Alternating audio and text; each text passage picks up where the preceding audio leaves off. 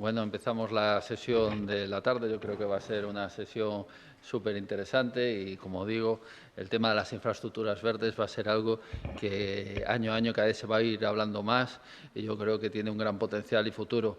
Tenemos además hoy, además de moderador, al profesor y doctor Jesús Troncoso, que he tenido la suerte, y tengo que decirlo así, de que ha sido mi profesor en la universidad ya hace muchos años, pero es una persona además con una trayectoria profesional brutal, que tiene unas capacidades de comunicación increíbles y que lo más importante es además de ser un gran profesional, es una gran persona. Y luego tendremos la experiencia de 4 puertos, que creo que demuestra que los puertos en el tema de biodiversidad y en el tema de hacer bien las cosas y de ser verdes con mayúsculas están haciéndolo muy bien en España. Y no quiero ni alargarme ni un segundo más y le doy la palabra al profesor Jesús. Pues muchísimas gracias, Carlos. Bueno, gracias por las tan amables palabras. Siempre tienes palabras muy cariñosas hacia mi persona. Muchas gracias.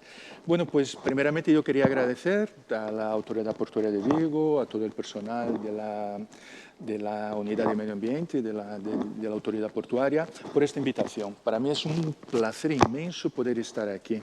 Como ya he comentado a los colegas, he aprendido muchísimo, ¿no? O sea, he aprendido muchísimo de temas que para mí no me cogían tan de cerca, ¿no? Sin embargo, la mesa redonda de ahora sí que me coge muy de cerca porque vamos a hablar un poquito de biodiversidad, vamos a hablar un poquito de medio ambiente. Y para eso, como Carlos ya os adelantó, tenemos aquí a 4 pesos pesados, que son los homólogos, bueno, menos Gerardo, ¿no? Que está más en la parte ingenieril, más en la parte de ingeniería. Todos los demás ponentes son, como Carlos, son responsables de medio ambiente en sus respectivos puertos. Y sin mucho más prolegómeno, yo voy a pasar ahora la palabra al primer ponente, que es Gerardo González. Bueno, Gerardo, como ya comenté, es del Puerto de Vigo. Vamos a tener a la colega Carmen Pichart, que también nos va a comentar lo que están haciendo en el Puerto de Melilla. Por el Puerto de Huelva estará Rocío López y por el Puerto de Sevilla, Antonio Bejarano. Entonces, el que más de cerca me coge, ¿no? es el tema que tenemos aquí en Vigo, que he colaborado un poco estamos colaborando con el proyecto que es el proyecto Solpor, que es el tema que nos va a hablar un poquito Gerardo. Gerardo, sin más, no voy a hablar de tu trayectoria en empresas de construcción, y una de las grandes, ni de tus peripecias por el extranjero. Está sobrada tu trayectoria, tanto profesional como de comunicador. Te paso la palabra. Muchas gracias. Gracias, Jesús. Buenas tardes. Como acaba de comentar Jesús, yo soy parte del área de infraestructuras del Puerto de Vigo, llevo la división de proyectos y obras, con lo cual, bueno, toda el área estamos muy involucrados en todos los desarrollos de cualquier nueva construcción y el mantenimiento de las infraestructuras existentes en el Puerto de Vigo. De ahí el subtítulo de esta presentación, que es la integración medioambiental de las infraestructuras portuarias. Peiraos do Solpor es una estrategia global que en realidad como fin último tiene la integración del puerto y la ciudad a base de la utilización de soluciones basadas en la naturaleza, las Nature-Based Solutions, que bueno, se han hablado a lo largo del Congreso, y esto se materializa en un objetivo muy concreto que consiste en transformar las tradicionales estructuras grises, entiéndase por grises las que se han construido, como siempre, con hormigón y acero tradicional, en infraestructuras verdes, que sean más sostenibles y que mimetizan o simulan entornos naturales en una construcción artificial. Para hacer un enfoque más concreto de este objetivo, tenemos 2 patas. Por un lado, la pata de la ecología o medioambiental, que consiste en recuperar y mantener ecosistemas existentes, y por otro lado, el diseño y desarrollo de nuevas infraestructuras, que es la pata ingenieril de la estrategia. Peirós do Solpor es una estrategia global, como dije, que se desarrolla en 3 fases. La primera de ellas fue el estudio piloto, que está completo. La segunda es la fase 2, que es en la que nos encontramos actualmente, el proyecto Living Ports. Y habrá una tercera fase, que es la denominada Peirós do Solpor, pero como proyecto. Esto es un concepto importante. La estrategia global se llama Peirós do Solpor y la tercera pata, la tercera fase de la estrategia se llama Peirós do Solpor como proyecto en sí. El nombre es el mismo, pero uno es la estrategia y lo otro es el proyecto. El consorcio está integrado por los miembros que se ven aquí en la presentación, la Universidad de Vigo, el Puerto de Melilla, Blue Structure, que es una empresa, una spin-off de la universidad que se ha creado a objeto de esta estrategia, la empresa israelí eConcrete, la Universidad Técnica de Dinamarca y Cardama Shipyards también como socio tecnológico. Explicando de manera un poquito más pormenorizada, la fase 1 consistió en el diseño, desarrollo y construcción de unos prototipos que se instalaron en la dársena de Alashe, que es aquí al lado de este edificio, nada más salir por la puerta ahí delante, unos prototipos que pretendían promover la formación de colonias y hábitats submarinos. Se realizó una monitorización y análisis de los resultados y los resultados se publicaron tanto al gran público como a la comunidad científica. Entre los resultados más obvios y más medibles de este proyecto piloto se constató la colonización de más de 180 especies, se constató también la capacidad de esos prototipos de captar más de 6 kilos de CO2 por metro cuadrado y año, y todo esto, como dije, se divulgó al gran público también y hubo unas jornadas de divulgación a las que asistieron más de 1000 personas. La fase 2, que es en la que nos encontramos actualmente, es un proyecto que está financiado dentro del programa Horizon 2020 de la Unión Europea. Se estructura como un FTI, un Fast Track for Innovation, que no deja de ser la transformación de un prototipo, de algo que se ha diseñado en laboratorio y en condiciones un poco especiales, para fabricarlo a gran escala y ponerlo en el mercado. El proyecto tiene una duración de 36 meses y la financiación es de 3,1 millones de euros. Un poco por ponernos en contexto, este proyecto Living Ports, cómo ha nacido. La ciudad de Vigo, en esta imagen se ve muy bien gráficamente, la ciudad de Vigo crece linealmente paralela a la costa y el puerto de Vigo ha crecido también paralelamente a la costa, siempre creando una especie de barrera a la ciudad. Es decir, un tejido industrial tan importante para la ciudad como es el puerto de Vigo, de alguna manera ha supuesto siempre una barrera al contacto de la ciudadanía con el mar. Ya desde hace años este planteamiento se intenta cambiar, el puerto de Vigo todas sus actuaciones las intenta hacer permeables a la ciudadanía y cada vez más. De hecho, hay previstos 10 millones de euros de inversión en los próximos años para permeabilizar este contacto. Pero lo que está claro es que todas las actuaciones desde el punto de vista de infraestructuras deben tener en cuenta esta necesidad de acercar a la ciudadanía al mar, de hacer las infraestructuras sostenibles y de comunicar el puerto, la ciudad y el mar. ¿Qué aporta el proyecto Living Ports de manera un poco más concreta? Pues, en primer lugar, la integración medioambiental. Los resultados del proyecto que estamos desarrollando se van a utilizar para demostrar cómo esas infraestructuras sostenibles son capaces de generar biodiversidad, de generar comunidades submarinas y esos resultados que sean científicamente comprobables. Por otro lado, la integración social. Toda la actuación se plantea de manera que sea visitable por el público, que sean resultados científicos a la vez entendibles por el gran público y que sea una instalación de esparcimiento para la ciudadanía. Y, por último, la mejora estructural. Esto es también un concepto bastante importante para nosotros, para los ingenieros que construimos las cosas.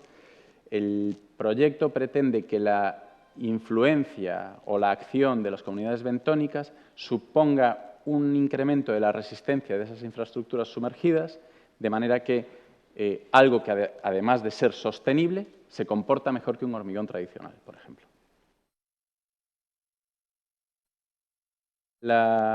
Nuestro socio tecnológico, que diseña y suministra los materiales con los que se construyen estas infraestructuras sostenibles es eConcrete, que es una empresa israelí.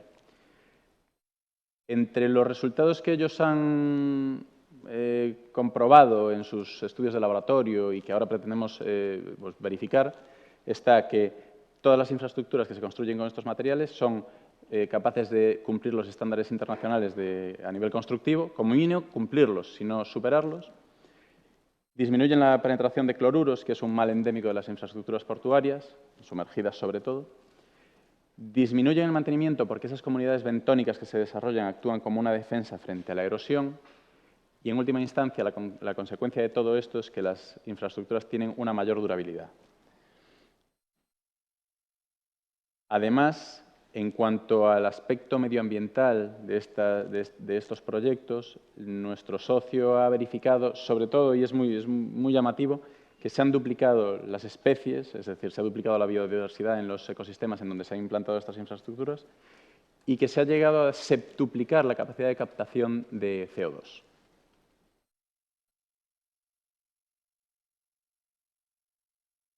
Más pormenorizadamente aún, el proyecto en Vigo se ubica en dos localizaciones. La primera de ellas es la Dársena de Alashe, donde se hizo la fase 1, el proyecto piloto, y la segunda es en Bouzas.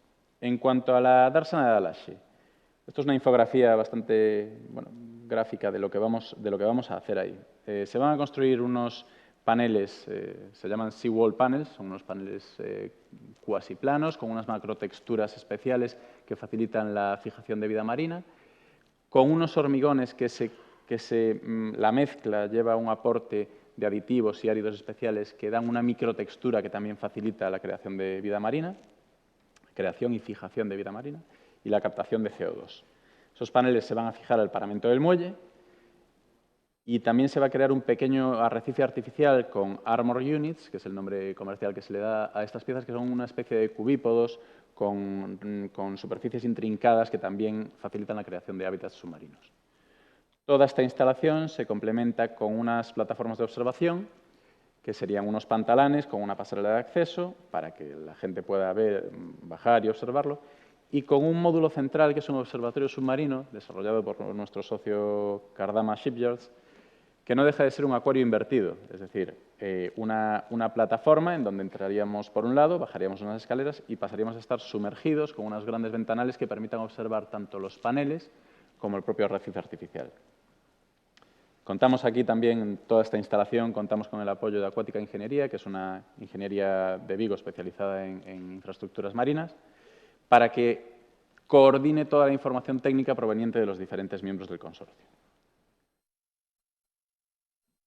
En cuanto a la ubicación 2, la localización de Bouzas, aquí lo que pretendemos es sustituir el manto de escollera de la zona suroeste de la plataforma de Bouzas por elementos artificiales también fabricados con este tipo de biohormigones, que son la mitad Tide Pools, la mitad Armor Units, son también los mismos cubípodos que se van a instalar en portocultura, más unas tide pools, unas pequeñas piscinas intermareales que en los ciclos de marea retienen agua, con lo cual crean un hábitat, un microhábitat específico, donde habrá vida marina de diferentes tipos, que habrá que medir. Evidentemente, todo esto hay que medirlo. Nuestro socio DTU, la Universidad Técnica de Dinamarca, tiene que hacer una verificación del estado biológico de estas localizaciones antes de y durante todo el proceso y toda la duración del proyecto, para verificar que al final conseguimos una mejora de los hábitats existentes.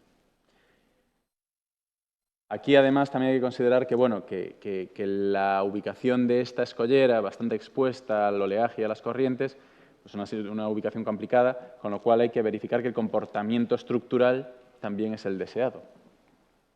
Aquí se ve, por ejemplo, una escollera tradicional de bloques de hormigón, donde la microtextura no es apta para el desarrollo de vida marina, y la macrotextura es muy dura al ojo humano, digamos, que el aspecto es bastante feo, digamos.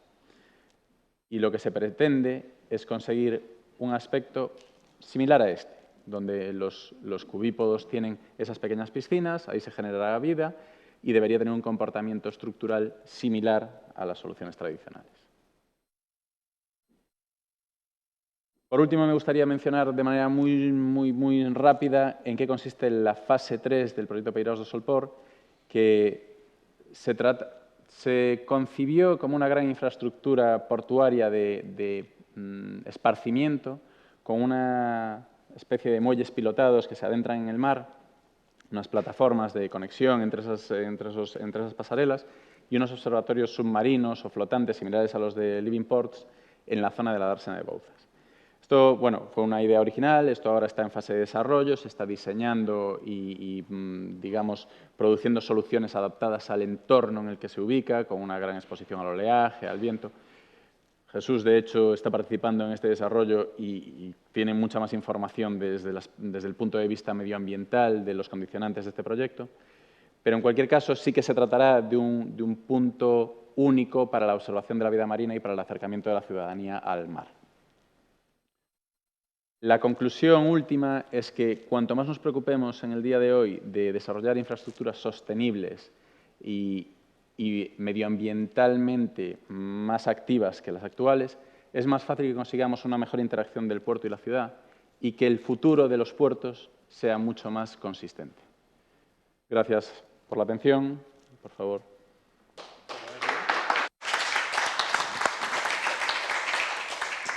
Muchísimas gracias, Gerardo. Una excelente comunicación. Realmente yo creo que el futuro va por ahí, ¿no? Todo el futuro de los puertos. Uno de los temas que se comentó ayer era los puertos que funcionan como es un nodo intermodal, ¿no? Recibe mercancía, recibe barcos, llegan trenes, recogen, llevan a otros lados. O sea que es una zona que la tenemos que cuidar porque es la puerta de entrada de muchísimos organismos que vienen también foráneos y, por lo tanto, todos los estudios y toda la creación de hábitat para las especies autóctonas es fundamental.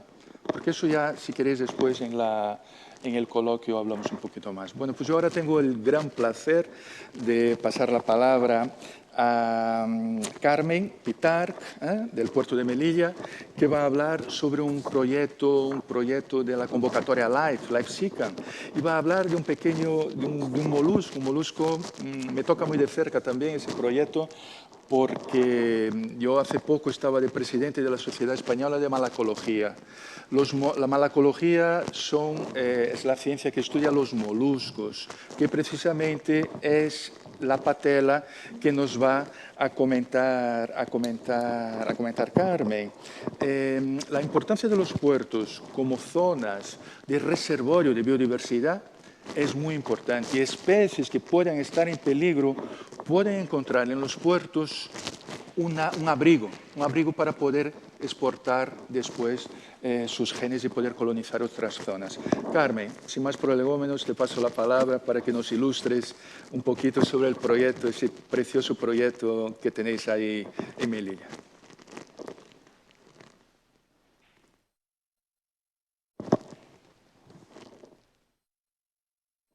No se te oye, Carmen.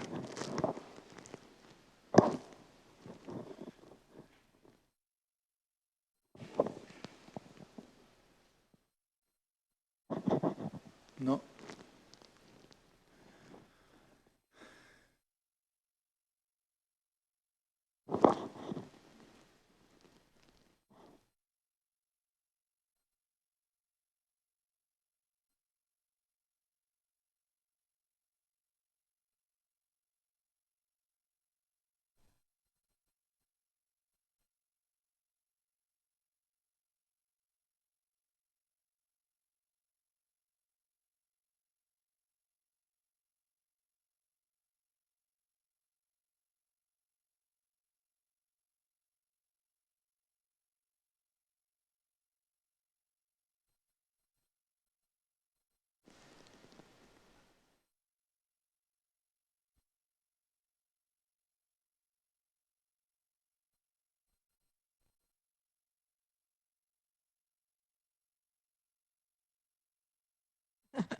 Ahora sí.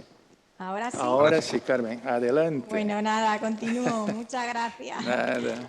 Bueno, antes de nada, dar las gracias a toda la organización. Me parece que que, como no puede ser de otra manera, está teniendo un éxito rotundo, y gracias por contar con la Autoridad Portuaria de Melilla y conmigo, en especial al equipo de Carlos Botana, que siempre nos hace un guiño a esta pequeña parte del país. Como bien ha dicho Jesús, vengo a presentaros el proyecto LIFE-REMOVAF. Este proyecto es un proyecto que fue aprobado por la Comisión Europea como parte del programa del LIFE del 2015, con un presupuesto de algo más de 1.800.000 euros, confinanciado por la Comisión en más de un 60% y el resto, hasta llegar al 40%, repartido entre los distintos socios en función del porcentaje de participación. Tiene una duración total de 5 años, finalizó el pasado junio y ahora entramos en los 5 años de post-LIFE. En él hemos participado Acción Ingeniería, que ha participado como líder, la Universidad de Sevilla, que ha puesto los expertos en patela ferruginea, y por supuesto el puerto de Melilla, que hemos trabajado con nuestras instalaciones y hemos sido el puerto donante. Si veis estos animales, seguramente todos los reconoceréis. Tenemos al oso pardo, el uruguayo cantábrico, águila imperial, lince ibérico, foca monje y el lobo. Todos seguramente que habréis identificado estos animales como animales que son especies amenazadas y protegidas en España. De hecho, el lobo ha sido recientemente esta misma semana incluido. Pues os contaré que mi querida patela ferruginea es un gasterópodo marino que está dentro del catálogo español de especies amenazadas desde 1999 y que junto a su homólogo, la lapa majorera de Canarias, están en peligro de extinción como invertebrado marino. Además, es el primer invertebrado marino que se incluyó, y es el único invertebrado que se incluyó que tiene una estrategia propia de conservación. En el Pleistoceno, esta patela ferruginea se podía encontrar en toda la cuenca occidental del Mediterráneo, pero debido probablemente a la acción del hombre, hoy en día solamente se encuentra en algunos puntos de Córcega, Cerdeña, en Argelia, en las Islas Javivas. En España se encuentra también en algunas poblaciones en Andalucía, y su población reproductora más importante en España se encuentra precisamente en Chafarinas, en Ceuta y en Melilla. De hecho, en Melilla el 70% de la población de patela ferruginea la tenemos en el puerto, en la escollera exterior del puerto. ¿Cuál es el hábitat de esta patela? El hábitat se encuentra en los sustratos rocosos, que tengan una cierta rugosidad, que estén expuestos a un cierto oleaje, con una cierta inclinación, y suelen ocupar siempre la franja mesolitoral. El color ferrugíneo, el color este marrón verdoso, es el que le da el nombre a su propio nombre, a patela ferruginea. Llaman mucho la atención porque si vas por la costa las puedes ver porque está justo ahí, como he dicho, en la franja mesoliteral, con lo cual cuando está baja la marea la puedes ver perfectamente, y además llama mucho la atención porque tienen unas costillas que se ven perfectamente en su concha, y además pueden llegar a medir 10 centímetros. Es hermafrodita, su dieta consiste prácticamente en la toma de cianobacterias, diatomeas y algas macroscópicas, y pueden llegar a vivir más de 10 años. ¿Cuál es el objetivo de este proyecto? Pues el principal objetivo del proyecto LIFE-REMOVAF ha sido reforzar la pequeña población de patela ferruginea que encontramos en algunos sitios de la bahía de Algeciras, en concreto en la línea de la Concepción, en el puerto de la Alcaidesa, usando sustratos móviles artificiales que hemos colocado en la escollera exterior del puerto de Melilla y lo hemos trasladado hacia la línea de la Concepción, hasta el puerto de la Alcaidesa. Pero para hacer esto, evidentemente, teníamos que diseñar unos sustratos móviles que se pudieran mover, instalar en Melilla y luego posteriormente llevarlos hacia la línea de la Concepción. También otro objetivo es desarrollar unos protocolos de gestión de esta especie que puedan ser diseminados entre las autoridades competentes y otros puertos u otras empresas que puedan hacer obras portuarias, y esto puede ser una probable solución. Y además, la replicabilidad es importante también con otras especies, como puede ser las troides caliculares o la Cimbula safiana. También, por último, y no menos importante, y en donde hemos desarrollado el 100% de nuestro esfuerzo, ha sido también en cambiar un poco la actitud de la ciudadanía, haciendo muchas actividades de diseminación y muchas charlas en los colegios, porque al final muchas veces se cogen estos ejemplares por falta de conocimiento. Pues lo primero que tuvimos que hacer, como he comentado, fue diseñar unos bloques que se pudieran transportar desde Melilla a la línea de la Concepción de una forma más o menos fácil. Evidentemente, como actualmente, la patera ferruginea en el puerto está en la escollera exterior del puerto, que está hecha de un hormigón ciclópeo que tiene algo más de 100 años, con lo cual decidimos que el material con los que teníamos que hacer estos bloques tenía que ser un hormigón. Intentamos buscar varias técnicas. De hecho, empezamos a hacerlo con técnicas de impresión 3D, pero el problema es que los bloques no tenían una resistencia adecuada para aguantar los temporales que normalmente acusan a esa zona del puerto. Al final, entonces, lo hicimos pues a la vieja usanza, una armadura de acero en un encofrado de madera en el que se echaba el hormigón y se dejaba fraguar. Para darle la rugosidad, lo que hicimos es hacer unas fotografías de alta resolución de toda la escollera exterior en el que se pudiera digitalizar y luego meter en una impresora 3D los datos para que se pudiera imprimir y tener un negativo. Este negativo era puesto en el bloque, en el encofrado con el hormigón fresco, y cuando empieza a fraguar se pone el negativo y luego al cabo del tiempo lo sacaba y se quedaba la rugosidad que veis ahí en la imagen perfectamente. Estos bloques fueron instalados en la escollera exterior del puerto de Melilla y para instalarlo teníamos el hándicap de que teníamos que esperar primero a que fuese marea baja y que las condiciones hidrodinámicas fueran buenas, porque evidentemente estar allí expuesto al oleaje no era algo agradable y además era bastante peligroso. Para hacer los anclajes de estos bloques lo que hicimos fue, previamente hicimos unos taladros que fijamos con una resina epoxi, poníamos el bloque y luego lo asegurábamos con una tuerca y contratuerca. Evidentemente, con el paso de los temporales, estas tuercas podrían aflojarse y entonces tuvimos que contratar a un servicio de mantenimiento que después de los temporales, sobre todo, bajara y revisara bien que todo estaba bien para en caso de que no fuera así, poder apretar esas tuercas. La instalación de los bloques lo hicimos en 3 fases. Primero hicimos una prueba piloto en marzo del 2017, en la que instalamos 19 AIMS. Luego, en septiembre del 2017, hicimos otra prueba ya más grande con 150 y la última y la mayor fue en octubre del 2018 con la instalación de 510 AIMS. ¿Cómo hicimos el traslado? Pues el traslado, previo al traslado, el personal de la Universidad de Sevilla realizaba un seguimiento exhaustivo de todos los ejemplares de patela que se estaban asentando en todos los bloques.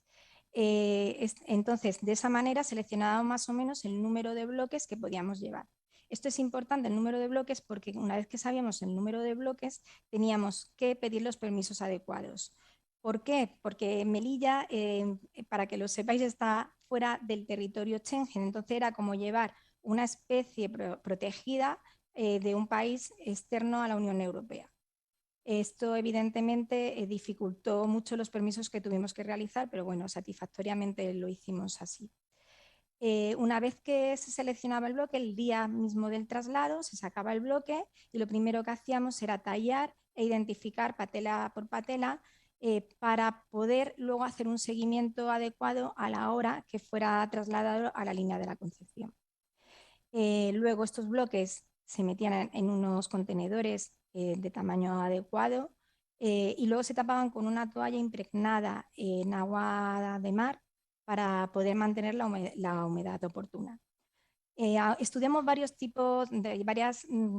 posibilidades de transporte. ¿Qué pasa? Que Melilla está conectado con la península por vía marítima y por vía aérea, pero al final la única solución era hacerlo por vía marítima, con lo cual empezábamos a sacar los bloques por la mañana, hasta media tarde estábamos sacando bloques y tallando, identificando ejemplar a ejemplar, pasábamos los trámites aduaneros y a las 11 salía el barco.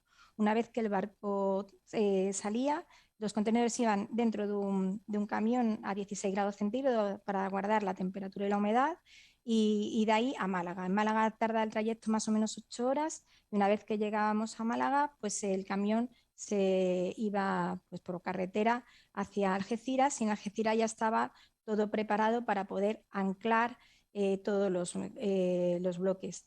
Previamente, en Algeciras, evidentemente, teníamos que hacer los taladros adecuados para que cuando llegáramos simplemente fuese meter el bloque. Entonces, bueno, estos trabajos se coordinaban con un par de semanas de antelación para que todo fuera bien.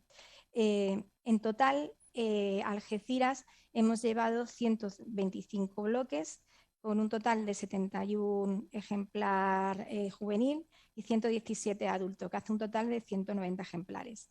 De comentar que el traslado ha tenido una supervivencia del 100%, que esta supervivencia baja más o menos al 75% a los 6 meses y está en torno a un 60% al año, aunque todavía queda por definir que tenemos que hacer el último recuento. Creemos que el proyecto ha sido bastante satisfactorio, y más contando que las condiciones hidrodinámicas de Melilla son muy diferentes a las de Algeciras. Además, por último, comentar que además de Patella ferruginea, los bloques también habían proliferado otras especies, como pueden ser Asteroides calicularis o la Címbula safiana.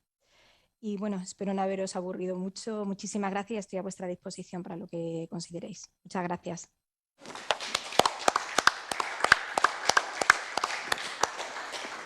Muchas gracias, Carmen. No aburristeis a nadie, o sea que es muy interesante, es muy interesante. Y además yo creo que un foro como este, ¿no?, tan multidisciplinar, escuchar cosas que muchas veces no es de tu campo, es mucho más agradable que muchas veces escuchar obra, biología, biología, biología. Yo creo que este intercambio, escuchar cosas que muchas veces no eres experto, favorece lo interesante y favorece la novedad. Bueno, pues ahora voy a pasar la palabra a Rocío. Rocío, como ya comenté al principio, es homóloga de medio ambiente, es jefa de la División de Medio Ambiente del Puerto de Huelva. Nos va a comentar, nos va a ilustrar un poquito de todas las iniciativas que tienen y los proyectos que llevan a cabo para el mantenimiento y restauración también de los hábitats, ¿no? Como yo creo que va a quedar claro al final de este bloque, la creación de hábitats o el mantenimiento de los hábitats ya preexistentes es fundamental para la protección de la biodiversidad y para estos puertos verdes, ¿no?, que parece ser que es el futuro y todos los puertos del mundo están por el tema. Pues nada, Rocío, te paso la palabra para que nos comentes los proyectos que estáis realizando en Huelva. Muy bien, pues muchas gracias. En primer lugar, ¿se ve bien la pantalla? Sí, sí. Vale, perfecto. Bien, pues buenas tardes. La verdad es que es un verdadero placer poder compartir este espacio con los profesionales y con las ponencias del nivel que estamos teniendo. Enhorabuena a todos los ponentes y por supuesto a Carmen, porque la verdad es que ha sido un proyecto con muchísimo esfuerzo. La verdad que bueno, que estamos a través de nuestras pantallas, pero creo que desde Vigo habéis conseguido que estos 2 días nos sintamos muy en contacto, ¿no? Enhorabuena, por supuesto, al Puerto de Vigo, a nuestro compañero y amigo Carlos Botanas por organizar esta nueva edición de la Clean Energy Ports Conference. Es un esfuerzo y más en este momento, y la verdad es que, bueno, creo que todo esfuerzo tiene sus resultados y el éxito está siendo indiscutible. Gracias por volver a reunirnos y por contar con nosotros, con el Puerto de Huelva, en este botito. Aprovecho también, por supuesto, para enviar un abrazo muy fuerte a todos los compañeros y profesionales que durante estos días pues, nos hemos estado viendo, aunque sea a través de la pantalla como mismo. Bien, pues comenzamos con la ponencia del Puerto de Huelva, orientada a la sostenibilidad medioambiental en la actividad portuaria. Voy a comenzar dando una cifra muy breve sobre el Puerto de Huelva. Nos ubicamos en el suroeste de Europa y somos el puerto que a nivel estatal cuenta con más superficie terrestre, en concreto 1.700 hectáreas. Por nuestro volumen de mercancías de unos 33 millones de toneladas aproximadamente al año, nos colocamos en el 5º puesto a nivel nacional y somos el segundo puerto a nivel nacional en movimiento de graneles líquidos. tenemos conexión con más de 70 países, estamos ubicados en el puesto número 25 a nivel europeo, formamos parte, somos un nodo de la red transeuropea de transporte, donde además somos el nodo marítimo de esta red, la conexión con las Islas Canarias, y generamos pues, un impacto socioeconómico de 2.600 millones de euros y unos 26.000 puestos de empleo entre directos e indirectos. Bien, y nos centramos ya en el tema de nuestra ponencia y comenzaremos haciendo un repaso muy general, una visión global de las políticas medioambientales, las estrategias medioambientales que existen. En esta imagen, por supuesto, sin entrar en detalles, sé que nos faltarían muchas referencias, pero lo importante de esto es que a simple vista veamos y hacer referencia a aquello que comentaba ayer Isabel Rizzo sobre el momento tan apasionante en el que estamos. Y es que efectivamente es así, tanto a nivel internacional, europeo como nacional, estamos en un momento sin precedentes para tanto desde el punto de vista de la regulación medioambiental como para la gestión medioambiental y los gestores, ¿no? Y especialmente en el ámbito de los puertos. A nivel internacional existen numerosas regulaciones, por supuesto aquí he recogido algunas más significativas relacionadas con el sector marítimo portuario, pero es importante que nos quedemos con lo que está en el centro, ¿no? con aquellos aspectos que principalmente tienen mayor regulación y sobre todo en este ámbito de la biodiversidad que estamos hablando, en relación con los hábitats, las especies exóticas invasoras, áreas protegidas, biodiversidad, etc. A nivel europeo y nacional, todos estos hitos internacionales se han ido trasladando en objetivos cualitativos y cuantitativos que desde los puertos tenemos que ser capaces de identificar correctamente, de aplicar a nuestra actividad y en consecuencia pues, de crear las estrategias para la consecución. Todo esto ha llevado al desarrollo de diferentes estrategias de transporte a nivel internacional que han tenido que ir incorporando estos requerimientos y estas políticas medioambientales. Destacamos lo que ayer estuvo comentando Álvaro, ¿no? Sobre el nuevo marco estratégico de Puerto del Estado, donde sin duda una de las mayores novedades ha sido la incorporación, ¿no? y la importancia con la que la sostenibilidad y el medio ambiente se incorpora dentro de la estrategia de Puertos del Estado. Bien, vamos a ir ampliando el zoom y nos vamos ya adentrando en la biodiversidad y la gestión de los puertos. Existen numerosas figuras de protección según la escala a la que estemos hablando, a nivel internacional, nacional, regional, etcétera, pero vamos a tomar como referencia la Red Natura 2000, como referencia de espacios protegidos a nivel europeo. Y me parecía interesante resaltar las cifras de la Red Natura en Europa y destacar que en España no solo somos el país con mayor superficie de espacio de la Red Natura 2000, sino que además pues doblamos casi prácticamente al segundo, que sería Francia. Pero otro dato que resulta también curioso es que aunque doblemos incluso al segundo país con estos 22 millones aproximadamente de hectáreas que tenemos protegidas con Red Natura 2000, no somos los que más espacios tenemos, con lo cual esto lo que lleva a la conclusión es que tenemos menos espacios, pero muy amplios. Tratando ya la Red Natura desde el punto de vista marino y costero, que es donde nos situamos los puertos, vemos que actualmente esta cifra, ¿no? que vimos antes de Red Natura significa que aproximadamente el 40% de la Red Natura, de los espacios de Red Natura son zonas marinas, lo que corresponde con el 13% de las aguas marinas españolas.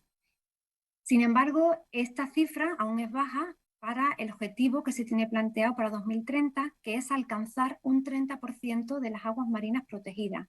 Es decir, vamos a asistir durante esta década a un proceso de protección de muchos más espacios de los que tenemos actualmente. Significa que nos queda por delante un 17%. ¿Y de qué herramientas se dispone a nivel estatal para conseguirlo? Pues, como comentaba, hacía referencia ayer Andrés, ¿no? También a los planes de ordenación de los espacios marinos, donde La protección de la biodiversidad, por supuesto, se considera como un uso prioritario, y en cambio donde vemos que, y eso estamos pues prácticamente todos, ¿no?, en el proceso ahora mismo de información pública que ha tenido estos planes, porque la actividad portuaria pues se considera pues como un uso potencial, no es un uso prioritario. Por otra parte, están los planes de gestión de la red Natura, de los espacios marinos, que aún no estando elaborados, sí que están ya de alguna u otra forma integrados en el resto de planes, de políticas y de normativas que se están elaborando para regular diferentes actividades o usos que tienen lugar en los puertos. Están las estrategias marinas conocidas por todos, y también está pues actualmente en revisión el nuevo texto de las directrices de dragado, que está ya muy ligado y que incorpora pues todo este espíritu de protección, de futura conservación de los espacios. Y en todo esto pues nos movemos los puertos, la ordenación portuaria, la gestión portuaria, como algunas otras veces he dicho también en algunos foros, todo esto ¿complica la gestión? Sí, evidentemente lo complica, y por supuesto estoy convencida de que siguiendo en la línea en la que estamos sabremos salir adelante, afrontar y saber encontrar la compatibilidad entre todas estas actividades, pero sin duda nos queda un gran trabajo por delante. Todo esto es especialmente importante en el puerto de Huelva. ¿Por qué? Porque nos encontramos inmersos en medio de 245.000 hectáreas de espacios protegidos, tanto terrestres como marinos. Tenemos 4 parajes naturales, 7 espacios de la Red Natura 2000 terrestres, una reserva de la biosfera que ocupa parte terrestre y parte marina, 2 espacios de la Red Natura 2000 marina y 2 humedales de importancia internacional. En conclusión, pues tenemos un espacio donde coexisten pues esa cantidad de hectáreas de espacios protegidos con la canal de navegación, puerto interior, puerto exterior, infraestructuras que tenemos tanto en puerto como en la zona marina para dar servicio al tráfico de mercancías, el tráfico marítimo, el vaciadero marino para materiales de dragado, etc.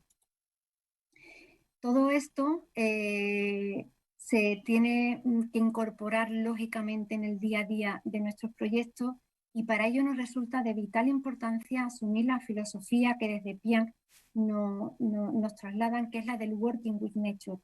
En nuestro caso no nos queda otra opción, y además entendemos que es la oportunidad también para poder abanderar precisamente estos valores ecológicos que tiene el puerto de Huelva, que es la de incorporar los criterios medioambientales desde el principio en todos y cada uno de nuestros proyectos, de nuestras operaciones, de nuestras actuaciones, y trasladarlo así al resto de la comunidad portuaria.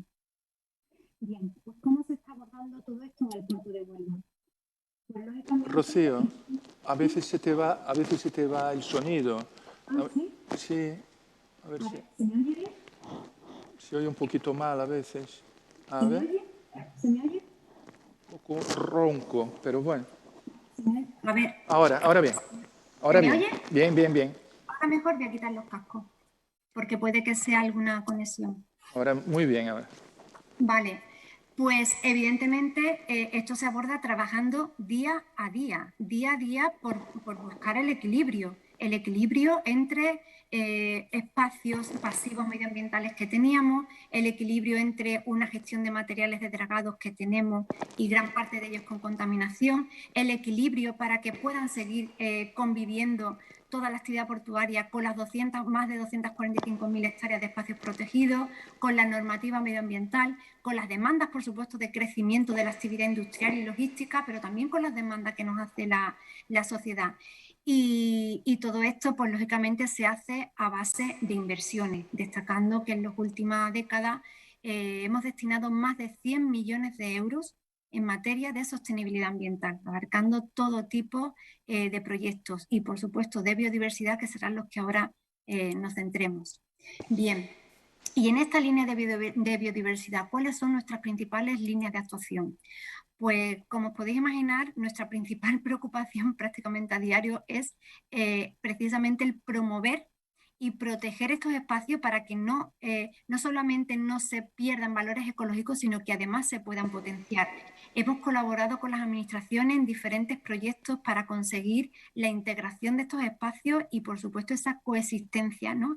Una coexistencia positiva entre la industria, la logística, el sector marítimo y portuario y la protección medioambiental.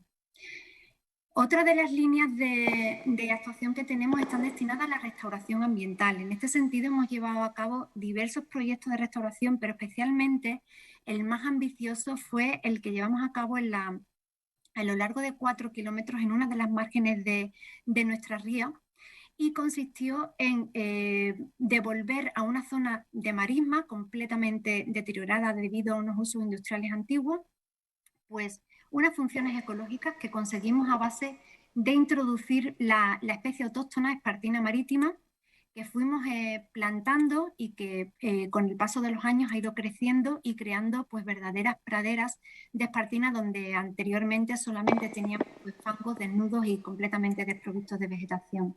Para ello tuvimos que eliminar y erradicar especies invasoras, crear dunas en las zonas de marisma más altas, repoblarlas, estabilizar muchas zonas de marismas donde se estaba produciendo una erosión importante, crear posaderos para aves, etc. Otra de las líneas en las que trabajamos y también para nosotros es vital, sobre todo porque, como he dicho, gran parte de los sedimentos que tenemos que gestionar en el puerto de Huelva poseen contaminación debido a los aportes mineros que arrastran los ríos Tinto y Odiel que desembocan en el puerto de Huelva. Pues una de las líneas en las que trabajamos relacionadas con biodiversidad es en conseguir que en gran parte de los recintos donde confinamos material contaminado, llevemos a cabo una restauración posterior y un sellado con material limpio para albergar poblaciones de especies protegidas y sobre todo también poblaciones de charrancito y canastera que en determinados años han llegado a ser las poblaciones más importantes a nivel europeo. Otra de las líneas que también se comentó ayer, se hablaba de la comunicación ambiental, ¿no? Pues una de las líneas en las que estamos muy volcados es en la divulgación y la sensibilización medioambiental.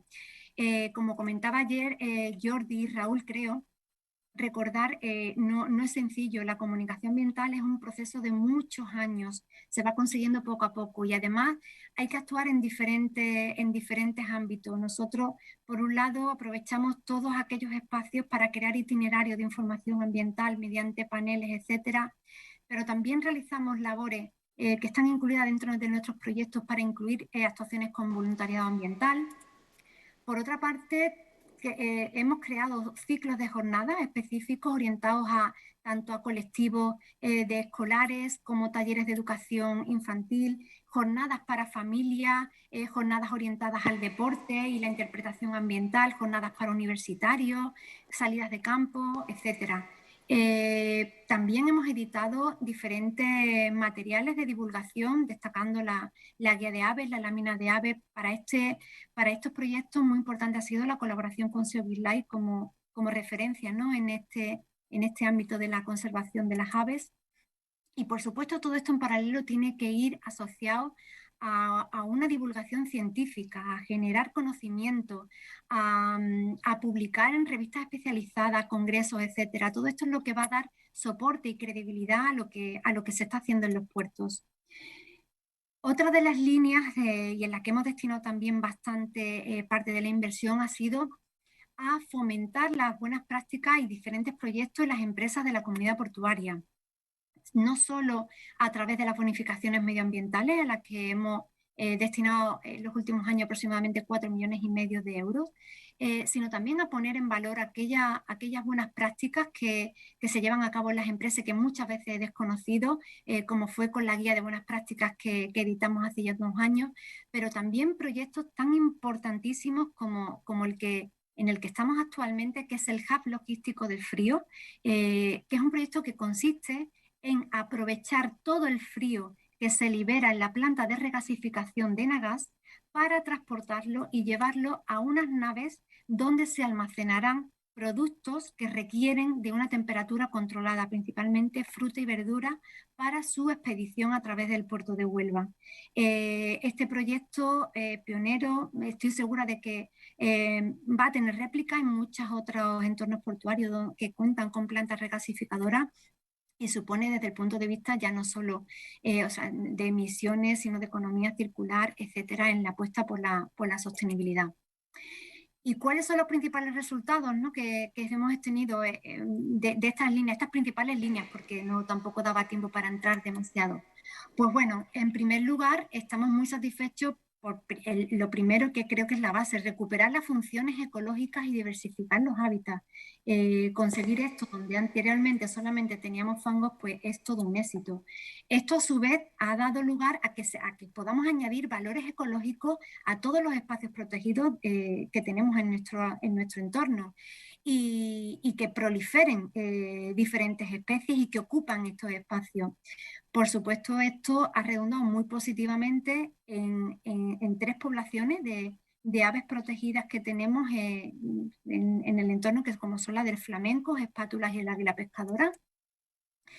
A día de hoy podemos decir que gracias a todas estas actuaciones tenemos un balance y un equilibrio muy positivo en el puerto, donde podemos ver en esta imagen ambas orillas, una donde se desarrolla toda la infraestructura portuaria, toda la industria logística, muelles, pantalanes, y la otra orilla que son todos zonas de marismas protegidas. Vemos en estas imágenes el detalle con más detalle, cómo están coexistiendo todas estas orillas. No estamos hablando de ríos diferentes, sino que es una misma ría. Todo esto nos ha dado lugar también a la creación de sumideros, que el último balance que hicimos, pues nos están proporcionando una captura de unas 300 toneladas de CO2 al año, contribuyendo de forma significativa a la reducción de la huella de carbono. Como decía antes, la proliferación de macroinvertebrados, de especies de aves. Los últimos censos tenemos más de 65 especies de aves protegidas, más de 250 especies de aves costeras, etcétera. Y por supuesto, todo esto ha redundado muy positivamente en la mejora de la calidad de vida de los ciudadanos. Hemos recuperado espacios anteriormente degradados que ahora mismo están siendo completamente utilizados, no digo las 24 horas del día, pero prácticamente por la ciudad de Huelva.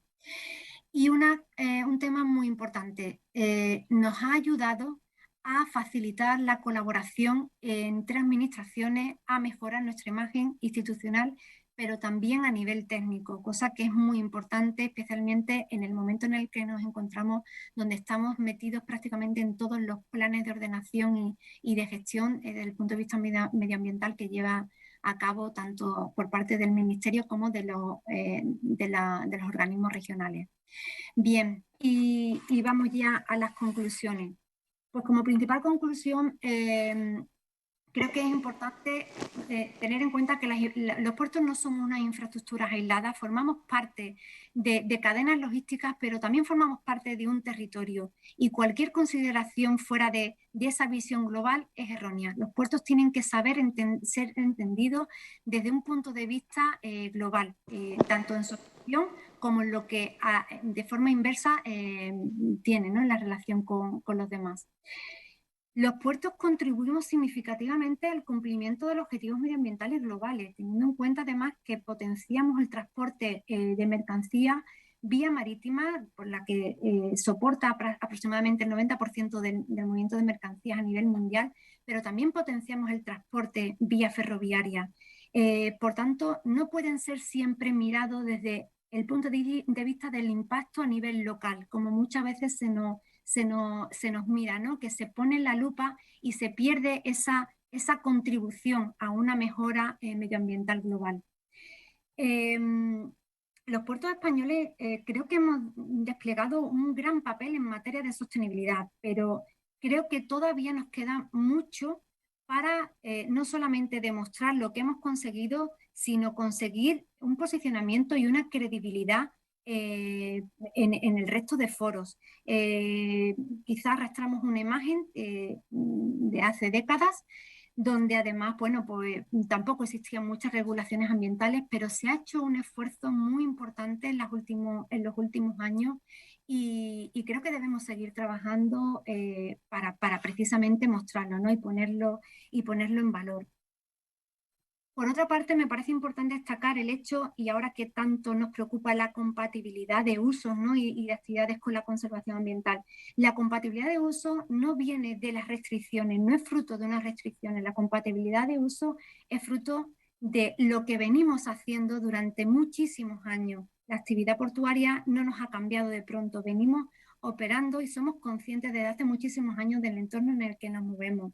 Es muy importante conocer realmente qué se hace en la actividad portuaria y cuál es la interacción real entre la actividad portuaria y los valores de conservación, es decir, aquellos valores ecológicos que queremos conservar, porque se ha dado el caso en diferentes ocasiones de que determinados requerimientos no abundan en una mayor conservación. Entonces es muy importante trabajar con los órganos ambientales para que entre todos podamos aprender y mejorar esos requerimientos que se imponen, pero sobre todo, como decía, aprender y generar conocimiento sobre en qué consiste esa interacción.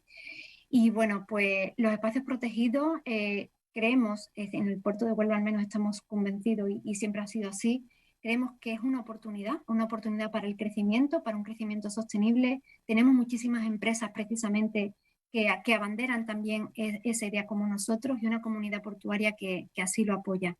Así que en estas imágenes podemos resumir también todas estas conclusiones. Es posible conservar, es posible tener poblaciones y valores ecológicos y es posible desarrollar la industria, desarrollar la logística, el transporte marítimo en un mismo entorno. Muchísimas gracias. Muchas gracias, Rocío. Muchísimas gracias, interesantísima la charla y la zona, ¿no? O sea, es una zona que tiene muchísimas figuras de protección y variadas, ¿no? Bastante, hay una responsabilidad muy importante, además es una zona de observación de aves, zona de paso de aves. Bueno, ya he visto que restaurar estos hábitats para las aves es muy importante.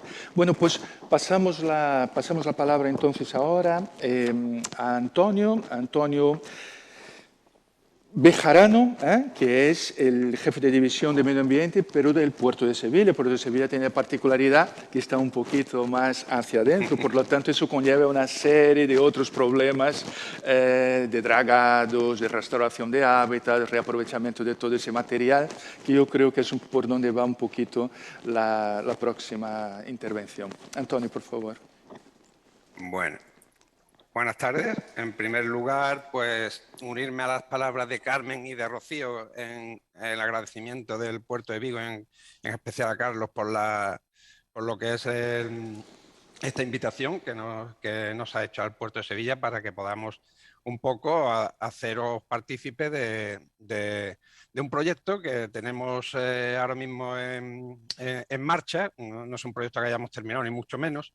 Estamos ya en las fases finales. Y es un proyecto que para el puerto de Sevilla es muy importante estratégicamente, está dentro incluso del plan estratégico que tenemos a 2025, y nosotros que optimizar lo que es la navegación a través de esa ría que tenemos que subir a diario y tener operativas para el acceso de buques y demás, y que tiene, pues como sabéis, cerca de unos 90 kilómetros de distancia desde el mar hasta las clusas, ¿no? Entonces, en este proyecto, que como veremos, hemos intentado plantear una gobernanza un poco diferente a lo que habitualmente se tiene previsto en un proyecto de este tipo, y os voy a presentar más o menos lo que desde el Puerto de Sevilla hemos considerado un poco algo especial, ¿no? Dentro de lo que sería, como os digo, la gobernanza de este tipo de proyectos. En primer lugar, para ponernos un poco en contexto, vamos a ver, esto todo nace de una declaración de impacto ambiental de 2003, donde la Autoridad Portuaria de Sevilla obtiene una declaración de impacto ambiental positiva tanto para construir lo que sería una nueva esclusa, que la anterior estaba ya obsoleta, dar cobertura a lo que serían los dragados de mantenimiento de la ría, y también lo que sería, pues, plantear un dragado de profundización para mejorar lo que es el acceso de buques al puerto. Todo esto pues dio una serie de controversias sociales, sobre todo el tema del dragado de profundización. Tuvimos bastantes problemas desde el principio con la comisión científica que se tuvo que plantear y que recogía la declaración de impacto ambiental, que tenía que diagnosticar más o menos las soluciones que se le estuviera dando a la problemática de la profundización. Y todo esto lo que dio lugar a una serie de frustraciones, de controversia social, ya no solamente negativa, sino también positiva. La gente que también, todo lo que sería el entorno portuario que sí que, y el entorno social y económico que sí que tenía muchas perspectivas puestas en lo que sería esa profundización de la ría, y que no pudo ser, pues la verdad que todo dio lugar pues un poco a tener, como os digo, un poco de frustración en todo este proceso. Es por eso por lo que nosotros ahora, en 2013, ya planteamos darle una vuelta de tuerca, un cambio de dirección a lo que sería el planteamiento de la optimización de lo que sería la navegación, y que obviamente como puerto de interior que somos, la verdad que nos va la vida en ello, ¿no? Entonces, pues en base a una serie de ideas de lo que sería el planteamiento de soluciones que respeten a la naturaleza y que también beneficia a lo que sería la optimización, es el punto de partida en el que nace el proyecto de optimización de la navegación de la Eurovía del Guadalquivir, ¿no? Este proyecto, como os digo, tiene 3 vectores, que más o menos coinciden en un proyecto, en un objeto común, que es hacer uso de esos recursos ecosistémicos que tiene la ría, y que tenemos que hacer uso de ellos para mejorar lo que es nuestra actividad. Y esos 3 vectores los hemos más o menos configurado en estos 3 que os presento, ¿no? Tanto las opciones de mejorar esa navegabilidad, que sería fundamental para lo que sería la actividad del puerto, para aumentar su calado, lógicamente, sin tocar la rasante, para no plantear los problemas del pasado del tema de la profundización. Vamos a intentar estudiar la forma de aumentar ese calado sin tocar lo que sería el fondo. Optimizar lo que son las operativas también de entrada y salida de buques, que también, pues lógicamente, se pueden plantear operativas que actualmente no se desarrollaban, como el tema de las operaciones de doble marea, de determinados cruces de buques. Total, una serie de aspectos que sí, para no alargarme mucho, que sí que se están considerando y que lógicamente están fuera de lo que sería el proyecto, como os digo, este proyecto que nos llevó a estas frustraciones tan grandes, y que ahora pues, tenemos la opción de incorporarlo, ¿no? Y también pues, estudiar otros nuevos métodos de dragado. Normalmente lo que usamos siempre es dragado de succión en marcha, y lo mismo hay otras opciones que también pueden venir bien y pueden mejorar lo que es la operativa, ¿no? Pero lógicamente no podíamos olvidarnos de lo que sería el medio ambiente. El puerto de Sevilla y su canal atraviesa lo que es un parque nacional, un parque de primer orden como es Doñana, y que verdaderamente tenemos que tener presente. Entonces, ¿qué es lo primero que teníamos que hacer en 2013 cuando decidimos dar esta vuelta de tuerca al proyecto? Pues aumentar lo que es el conocimiento del entorno donde estábamos. Eso ha sido fundamental. Y ahora veremos más o menos en qué nos hemos basado, ¿no? Pero, lógicamente, para poder tú hacer uso de esos recursos ecosistémicos, lógicamente, si no tienes conocimiento del entorno, obviamente estás abocado al fracaso, ¿no? Teníamos que gestionar, lógicamente, nuestros vaciaderos, que son los vaciaderos terrestres donde depositamos nuestros materiales de dragado, que también, pues, lógicamente, es uno de los aspectos que más se ven para la sociedad, y que lógicamente pues tienen que tener un mayor tratamiento y sobre todo puesto en el panorama social como más que un aspecto negativo, sino más bien como un aspecto positivo. Y eso es lo que le hemos estado dando una vuelta, y que al final os presentaré un poco también lo que es la experiencia, que esa sí que tenemos ya desarrollada dentro del tema de vaciaderos, ¿no? Y también potenciar lo que son los ecosistemas del estuario, que siempre los dragados pues siempre son actividades que pueden repercutir también negativamente hacia los ecosistemas de un entorno tan sensible como puede ser un estuario, ¿no? Después, lógicamente, también teníamos que ver el factor más social, más socioeconómico, y entre ellas pues no nos podíamos olvidar, lógicamente, de las actividades agrícolas y pesqueras. El río Guadalquivir, en su zona más baja del estuario, pues tiene confluyen también los recursos estos acuícolas, como piscifactorías y demás, pero también tenemos el cultivo del arroz, que también es importante y es un motor económico de la zona y que lógicamente tenemos que darle pues lo que es la cabida dentro y su consideración dentro de lo que es el proyecto. Pero no nos debemos olvidar que todo esto que os estoy contando, debe garantizar la competitividad del puerto, porque es que si no, no hacemos nada, ¿no? Tenemos que garantizar que el puerto pues siga hacia arriba, que mantenga todo lo que son sus tráficos, que incluso mejore con algunos tráficos que sean más sostenibles y lleguemos a buen puerto, nunca mejor dicho, con todo la definición de este proyecto, ¿no? Y también pues crear lo que son nuevos activos turísticos y recreacionales, que como sabéis, pues Sevilla siempre ha sido una ciudad que atrae bastante al turismo y que lógicamente es una pata también importante dentro de lo que es la actividad diaria del puerto, con cruceros y demás. Bueno, pues dentro del proyecto de optimización hemos considerado una serie de alternativas de principio que estamos barajando ahora, y más o menos esos grupos alternativos, como hemos estado comentando un poco, lo tenemos así más o menos establecido en estos cuatro grupos, que serían, como he avanzado antes, el tema de ver los métodos de dragados que existen actualmente, que parece ser que también se está avanzando bastante, o incluso en el proceso en plantear procedimientos mixtos de dragado, no solamente con hacer succión en marcha como el que se hace ahora, sino también meterle pues, el tema del water injection, que parece ser que es un método de dragado que nos puede venir bastante bien debido a las características del material de dragado que tenemos, pero también podemos usar otros como los plows, que siempre se han utilizado para los enrases y demás, o los usos de las fosas naturales que tenemos en la ría y que lógicamente podemos poner a disposición ese material en las fosas y después hidrodinámicamente poderlo repartir por toda la ría en zonas que verdaderamente a nosotros no nos suponga un perjuicio para la navegación, ¿no? Todo esto, lógicamente, está avalado con los estudios científicos que veremos que más o menos hemos estado realizando para avalar todo este tipo de alternativas, ¿no?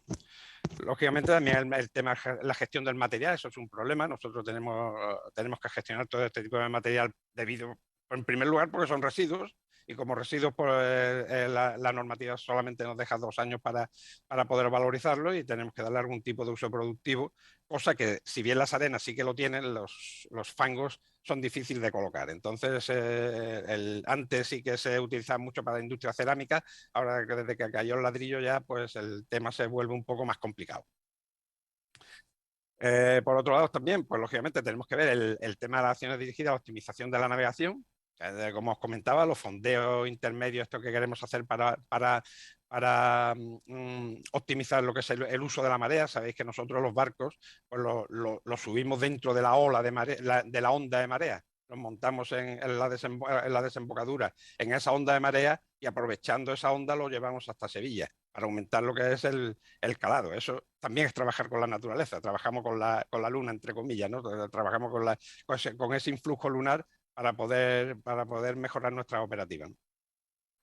Y también otra solución es Working with Nature, que lógicamente es el proceso donde nos vamos a encajar, que están ligados a estos procesos de erosión y sedimentación, que sí que es cierto que bueno, dentro de un entorno con tanta susceptibilidad como el que tenemos, ¿no?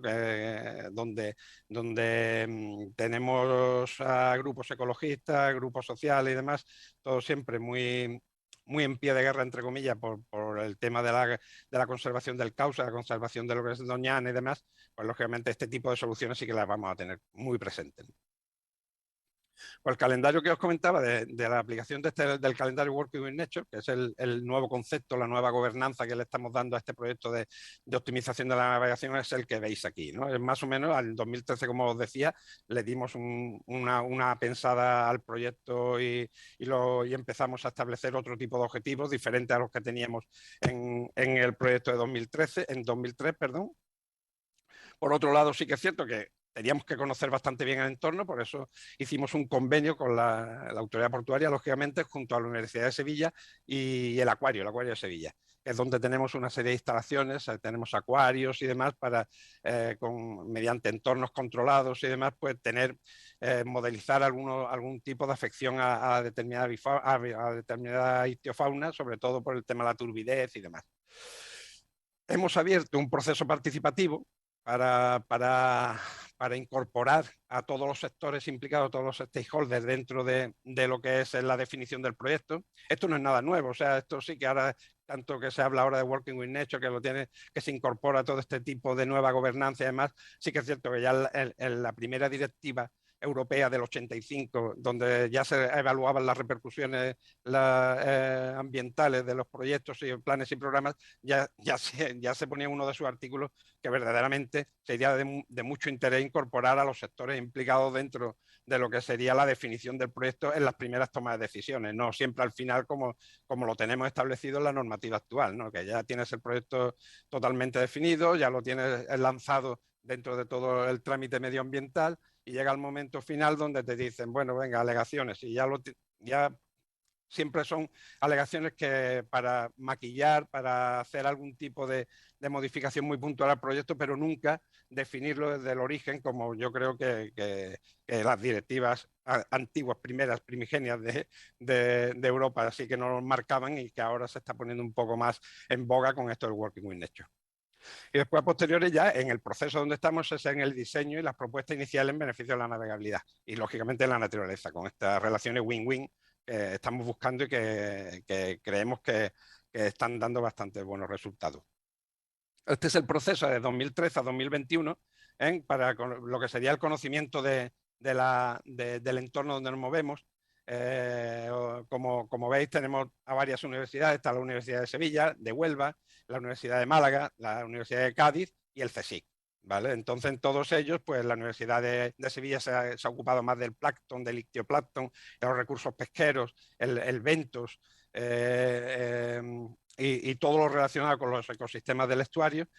La Universidad de Huelva nos está estudiando lo que son los sedimentos, la procedencia de esos sedimentos y la procedencia de esa turbidez, que nos están dando unos resultados bastante interesantes, que para no alargarme no voy a entrar en ellos. La Universidad de Málaga nos ha modelizado lo que sería hidrodinámicamente, lo que sería la ría del Guadalquivir. Tenemos un modelo barotrópico que, como sabéis, solamente nos da lo que serían los niveles de altura de lámina de agua, pero también tenemos realizado el baroclino para ver un poco cómo se comporta la salinidad dentro del estuario, para ver exactamente si esas operaciones de dragado pueden modificar lo que son las condiciones de salinidad, que fue uno de los escollos bastante importantes que nos pusieron en la declaración de 2003. ¿no?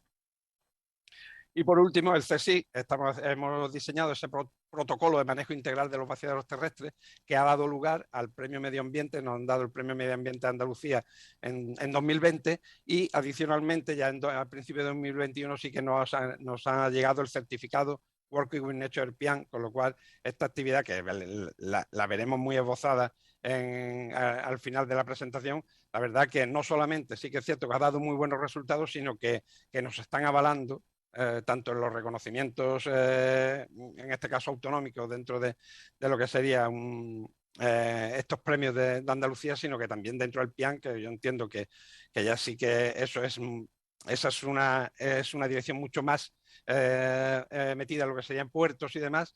La verdad que el obtener el reconocimiento del PIAN ha sido para nosotros una gran satisfacción. Como os digo, esta gobernanza la hemos planteado como la veis aquí.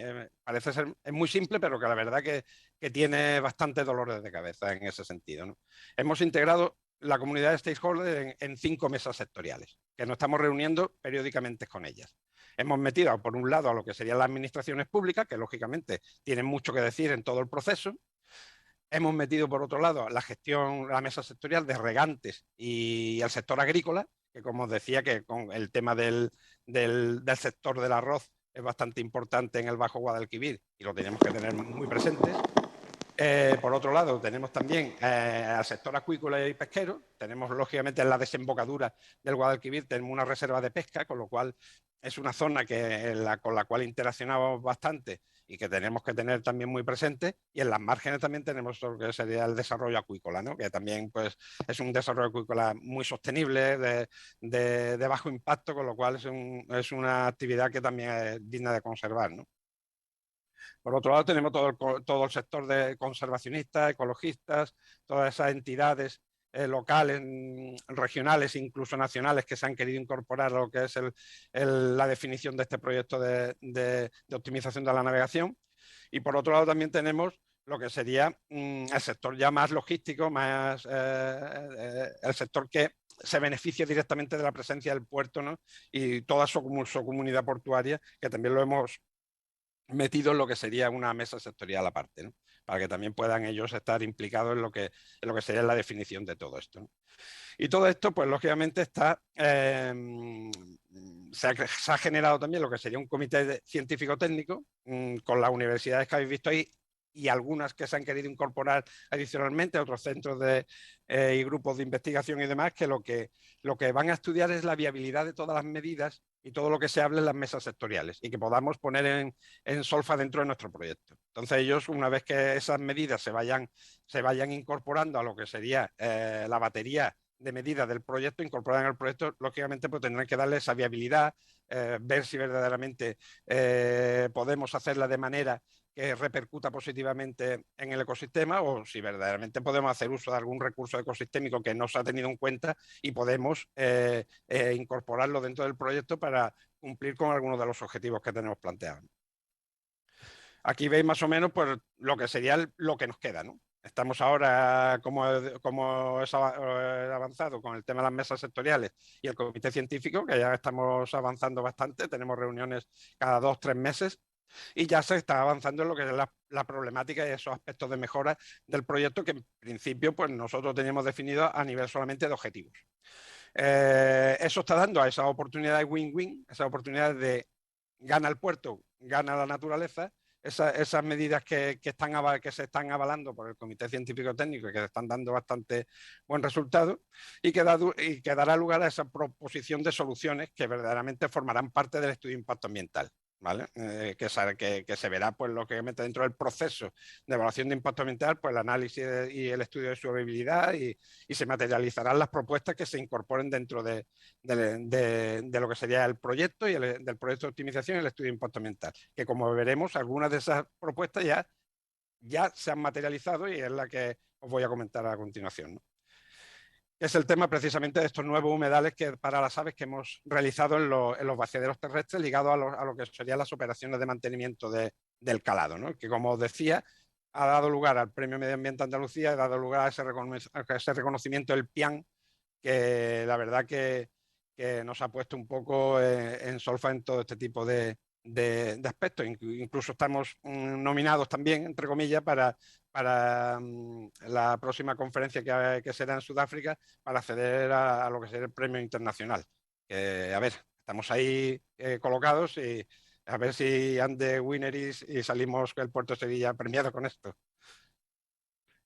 A ver, la navegación, la optimización de la navegación, nosotros históricamente la hemos realizado pues de forma que hemos actuado en todas aquellas zonas donde veis en verde dentro de la canal, que como veis esa vía navegable que tiene esos cerca de 90 kilómetros en cada uno de los tramos de estos verdes, no en todos actuamos en todos los años, sino solamente en aquellos que verdaderamente se aterran ese año, pues actuamos en esos tramos y vertemos el material en estos vaciaderos que veis en amarillo, que es el vaciadero denominado como butano, horcada, yesos, y el de vaciadero marino que casi ya no utilizamos porque los sedimentos que sacamos de los tramos bajos de Broa, Salinas, Puntalete, los estuáricos como tal, lo estamos utilizando para la regeneración de las playas del litoral de San Lucas de Barrameda, que están dando bastante buen resultado, incluso últimamente con algunas de las borrascas estas fuertes que han venido, el paseo marítimo sí que se ha visto reforzado y no han tenido ningún tipo de incidencia, cosa que en el pasado sí que tenían. Entonces, pues más o menos esto es lo que hacíamos habitualmente, ¿no? Dragábamos en estas zonas, son zonas muy puntuales donde se acumula el sedimento y lo vertíamos en los vaciaderos terrestres que secábamos lo antes posible, abríamos lo que sería, como sabéis, el material entra con agua porque se introduce por medios hidráulicos y todo ese agua pues la intentábamos liberar lo antes posible para poder proceder a lo que sería la valorización del material dragado lo antes posible. ¿Qué es lo que estamos haciendo ahora? Ahora, antes vaciábamos de forma prioritaria lo que era el agua y ahora la mantenemos. ¿Pero cómo lo hacemos? Porque tenemos que regular lo que es lógicamente la lámina de agua dentro del vaciadero. Esta es la estructura fundamental, que es la caja de agua que le llamamos, es la estructura fundamental que nos permite regular lo que es la lámina de agua dentro del vaciadero. Y la tenemos pues siempre a la cota que más o menos nos interesa. ¿Por qué? Porque, lógicamente, el maximizar el hidroperiodo, que es lo que le llamamos en el argot más ornitológico, mantener ese nivel de agua dentro del vaciadero, será lo que atraiga a las aves a mantener su presencia, a reproducirse y alimentarse y demás. Y tener, pues, lógicamente, una mayor presencia, una mayor biodiversidad dentro del entorno de estos recintos, ¿no? Previamente a lo que sería el vertido del material, hacemos una serie de actuaciones que van dirigidas a crear hábitats para facilitar lo que sería esa reproducción, ese descanso, esa alimentación, ese recurso trófico dentro de los vaciaderos. Para eso hacemos, como podéis ver aquí, una serie de islas interiores, incluso la podemos dividir en la cota superior con diferentes tipos de material, porque parece ser que las aves, el tema del material propio del terreno y la grava, pues parece ser que sí que le da a algunas una mayor viabilidad que a otras. Pues la verdad que estamos probando ese tipo de cosas. También aumentamos lo que es la superficie de lo que sería la mota del vaciadero con estas ínsulas que veis aquí.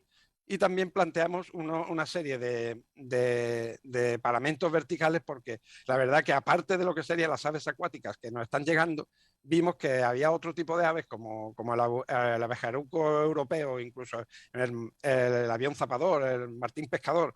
Son aves que no están ligadas muy ligadas a lo que serían los ámbitos más acuáticos, pero que también teníamos presencia en la zona, con lo cual, como normalmente se reproducen en lo que son los tajos cortados de materiales deleznables, materiales no consolidados, pues la verdad que lo metimos también dentro de estas estructuras estas estructuras que diseñamos dentro del vaciadero para ver cómo se comportaba su presencia, su reproducción y demás.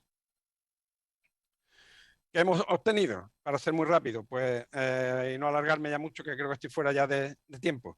Pues hemos censado en el último de las campañas de dragado más de 13.000 ejemplares, con 124 especies, de 124 especies diferentes, de aves sobre todo acuáticas, aunque como os digo, sí, tenemos también la presencia de otras como la que os he comentado del abejaruco, ¿no? ¿Para qué lo hemos utilizado? Pues lógicamente para el descanso, la alimentación y sobre todo la reproducción.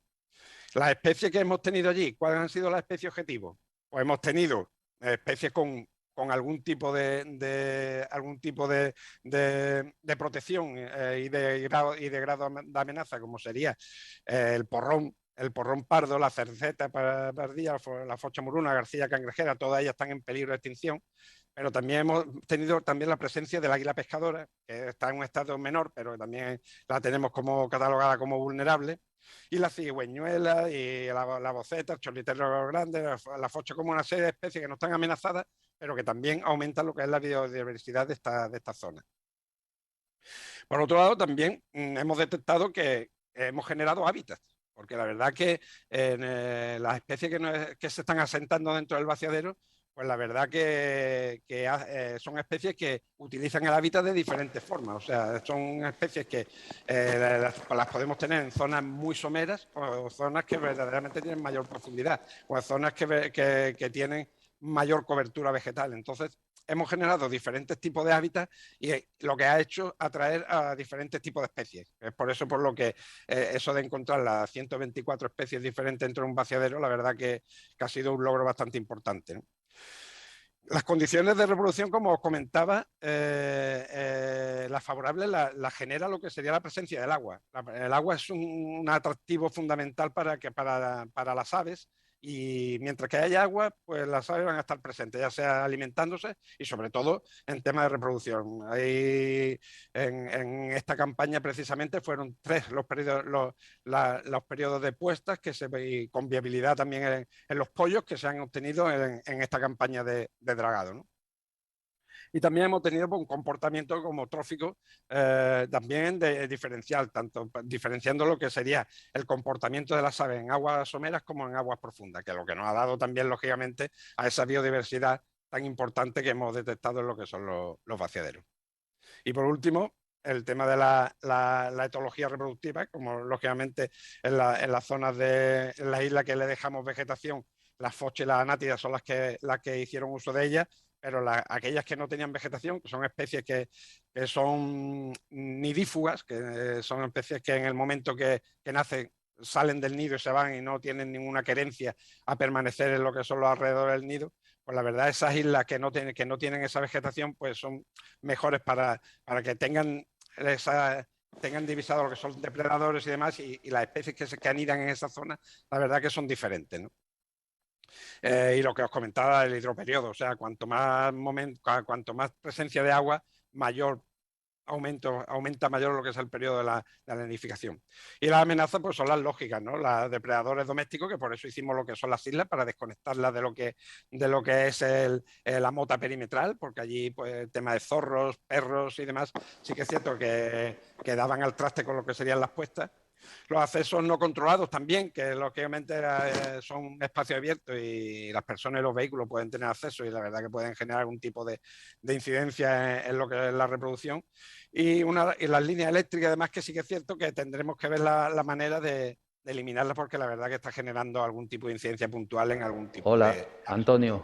Me toca, soy Carlos Botana, me toca hacer de malo siempre. Se acabó. A mí ya te voy a cortar el micrófono.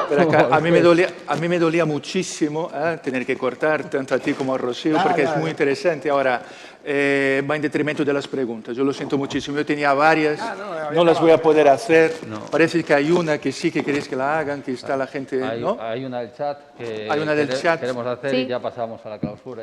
Yo tenía hasta las 4:30, iba a sacrificar esa pregunta para que tú terminaras, pero bueno, Carlos se adelantó. La preguntita... nos preguntan en el chat qué actuaciones creéis que se pueden llevar a cabo en un puerto para aumentar la protección frente al establecimiento de especies invasoras. 1 minuto y medio tenéis, ¿eh? Sí. No más. Si alguien quiere, y si no, tú. Pues yo entiendo que lo que hay que implantar son sistemas de alerta temprana, no hay otra. O sea, de principio. O sea, son sistemas que en un principio plantear una monitorización sistemática de los entornos más vulnerables y mantener una vigilancia continua para que en el momento que la tengamos, pues proceder a la erradicación y al control. Nosotros en la dársena de Sevilla hemos encontrado últimamente el tema del camalote, que la verdad que nos tiene bastante preocupados, pero la verdad que fue incipiente. Por eso os digo que a nosotros nos está funcionando el tema de los sistemas estos de alerta temprana, y la verdad que entre otros aspectos, yo creo que son sistemas que dan lugar a unos resultados bastante buenos, pero que también se pueden plantear otros, como yo que sé, si tenemos problemas de camalote, vamos a poner en la zona, que es un tema que tengo en mente, poner hábitats donde el camalote se pueda asentar de forma prioritaria y tener más controlado lo que sería el asentamiento dentro de la dársena. Si tenemos camalotes en esa zona, ya nos tiene que dar idea de que tenemos que andarnos con ojo. Mientras que no, pues la verdad que tenemos cierta garantía, que no toda, pero cierta garantía de que el camalote no tiene presencia, ¿no? Pues me toca a mí, entonces lo único que voy a hacer es agradecer a todos. Mi preguntita queda en el candelero, ya me responderás cómo se puede aumentar calado sin tocar el fondo, pero no ahora. Y nada, simplemente agradecer a los 4 por los excelentes proyectos y parabenizarlos por los excelentes proyectos que tenéis en vuestros puertos y vuestras divisiones en el puerto. Muchísimas gracias.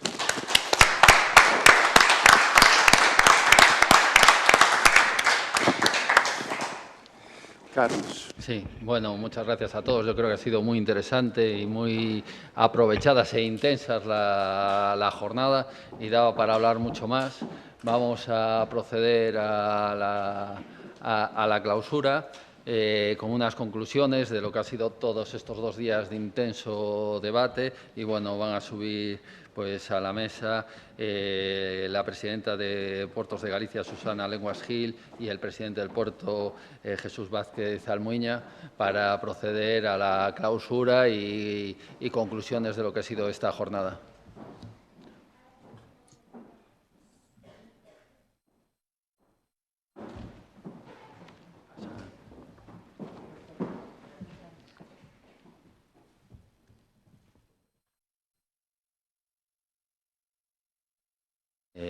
Primero de todo le doy la palabra al presidente del puerto.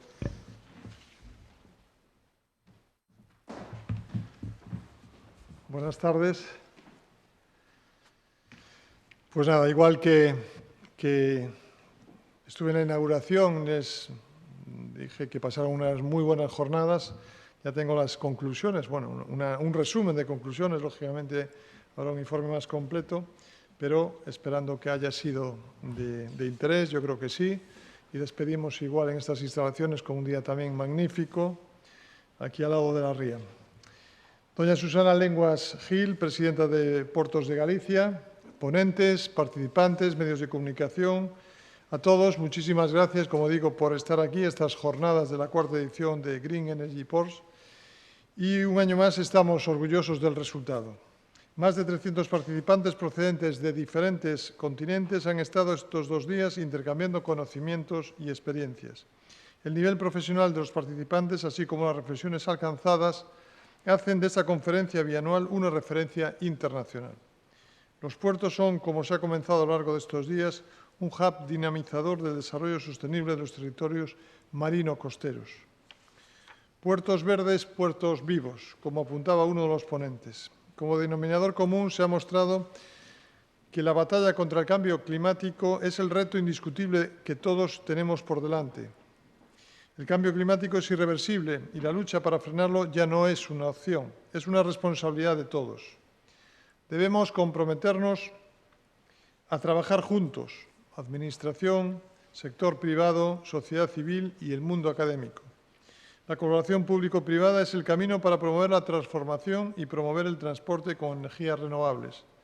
Desde el puerto de Hamburgo y el puerto de Barcelona nos compartían iniciativas relacionadas con el hidrógeno, dirigidas a generar un mercado de demanda viable.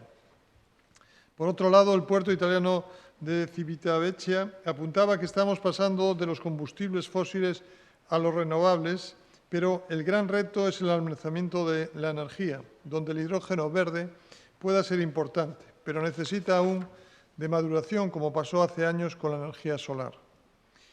Y el puerto de Los Ángeles nos dejaba el siguiente comentario. De cara a alcanzar las 0 emisiones, no solo los puertos han de ser verdes. Hay que ir un paso más allá, un nuevo reto que son los corredores verdes.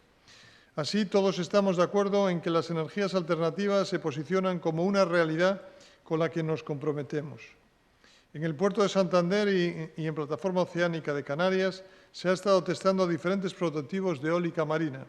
Un ejemplo de que todos estos proyectos e iniciativas ya no son de futuro, sino presente. Sin duda, el compromiso debe ser real. Durante esta conferencia también se ha presentado el proyecto Portos, con sus principales objetivos y los resultados obtenidos. La Universidad de Oporto, el Instituto de Hidráulica Ambiental de Cantabria, nos han hablado del potencial de las energías renovables para lograr la autosuficiencia energética de los puertos. El puerto de Vigo presentó la iniciativa para la creación del Observatorio sobre Energías Renovables e invitó a todos los puertos y agentes implicados a participar en él. Por otro lado, el proyecto Port Forward mostró las herramientas desarrolladas para el uso eficiente del espacio en terminales de contenedores. Desde Termavi nos mostraron el caso práctico de Vigo. Los resultados obtenidos permitirán desarrollar las terminales de contenedores del futuro. La última mesa abordó las iniciativas que las autoridades portuarias están llevando a cabo para mejorar el estado ecológico de los muelles comerciales. Se hizo hincapié en el papel de las infraestructuras verdes, para la conservación de la flora y fauna marinas. Las autoridades portuarias de España, como se ha podido ver en las presentaciones de los puertos de Sevilla, Huelva, Melilla y Vigo, destacan por la protección del medio marino compatibilizando actividad industrial y medio ambiente. Desde este puerto hemos hecho público nuestro compromiso para lograr el indicador de cero emisiones. Este camino es duro y exige la colaboración de todos, pública y privada. Exige inversión en proyectos e iniciativas que ya no son de futuro, son el presente. Seamos realistas, pero seamos ambiciosos. Juntos podremos lograrlo. Desde aquí, desde Vigo, desde el 2021, les emplazo a la próxima reunión y ojalá sea también, y así nos ofrecemos, a que sea desde este puerto de Vigo. Muchas gracias a todos.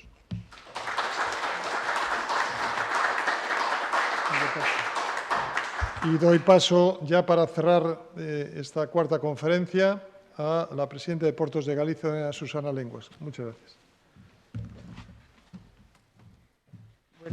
Buenas tardes, presidente de la Autoridad Portuaria de Vigo, participantes de este evento. Galicia siempre ha tenido el mar en el mar a su gran aliado. Nos hemos acompañado siempre y por eso nos conocemos también. Ha sido y es fuente de riqueza social y económica. Es el perfil que dibuja la silueta de nuestro territorio y el principio y el fin que marca el carácter de nuestra gente. Un carácter abierto y que mira al mar con la grandilocuencia de sus aguas, aguas por las que ha navegado el saber de miles de navegantes que recalan en nuestras costas.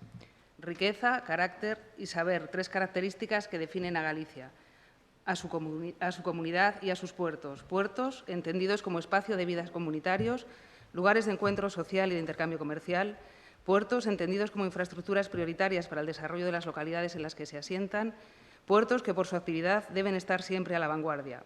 Por eso podemos hablar de los puertos como ejemplo de responsabilidad para la protección y el cuidado de nuestro medio ambiente y en cómo realizar la operativa diaria sin causarle daño. La sostenibilidad se erige así como nuestra gran aliada en los grandes retos del presente y en el progreso socioeconómico sin comprometer el futuro de las nuevas generaciones.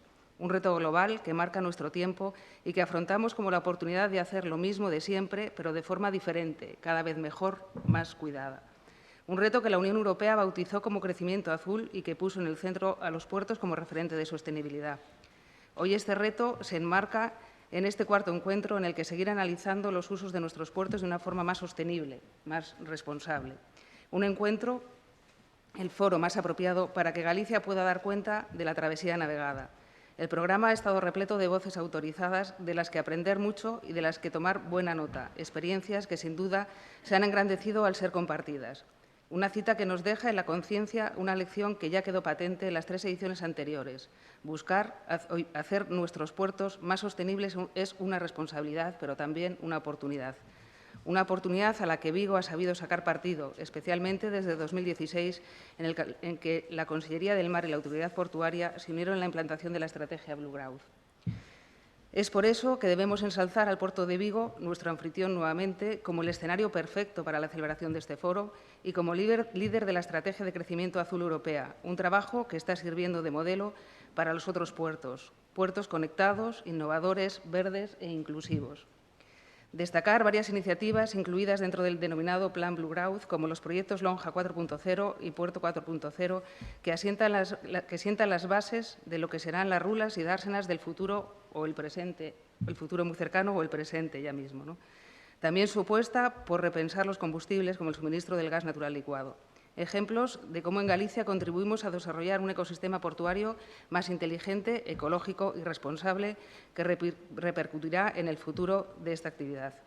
Galicia está presente en estos y otros muchos proyectos en la configuración de Puerto Verde. Y también Puertos de Galicia se une a la sostenibilidad con la apuesta global de la Xunta para impulsar el uso de energías renovables creando edificios autónomos. En este marco y en colaboración con el INEGA, Puertos de Galicia dotará de placas solares el edificio de oficinas de la Policía Portuaria de Ribeira, de modo que permita su autonomía energética y una reducción de 12 toneladas de emisión de CO2 a la atmósfera. Y además estamos acometiendo la primera fase de una reforma integral por la que se renovarán a lo largo del 2022 y 2023 más de 1.500 luminarias en diferentes espacios portuarios. Esta renovación permitirá también la implantación de un sistema de gestión remoto punto a punto. Una acción que conlleva una inversión aproximada de 2 millones de euros y con la que conseguiremos un ahorro energético anual estimado del 60% y una mejora de la calidad del paisaje nocturno de la costa gallega sin menoscabar la seguridad de los puertos.